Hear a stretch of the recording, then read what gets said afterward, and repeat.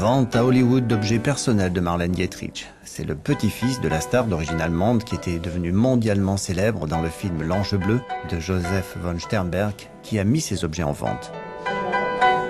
Parmi eux, des lettres de proches prestigieux comme Ernst Hemingway.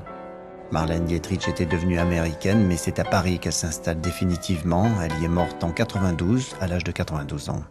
Cette collection montre d'elle un aspect plus humain. Vous savez, elle parlait beaucoup de politique, elle parlait beaucoup de choses différentes qui se passaient dans sa vie. Et ce d'une façon très personnelle. Et moins style Marlène Dietrich.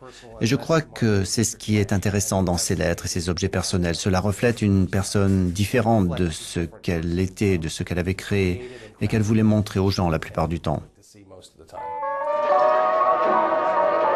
Après une fabuleuse carrière, le cinéma la délaisse, elle se tourne alors vers la chanson et entame une deuxième carrière qui prendra fin dans des accidents et des excès d'alcool dans les années 70. Elle se retirera alors dans son appartement de l'avenue Montaigne où elle vivra recluse. Marlène a appris de l'histoire que si l'on meurt jeune, comme Marilyn Monroe, James Dean ou quelqu'un d'autre, on se souvient d'eux tels qu'ils étaient quand ils sont morts. Et donc, elle s'est enfermée dans une boîte hermétique pour être bien sûre que les gens se souviendraient d'elle comme elle était quand elle était jeune. Parce que c'était sa seule source de revenus. C'est ce qui la rendait toujours populaire.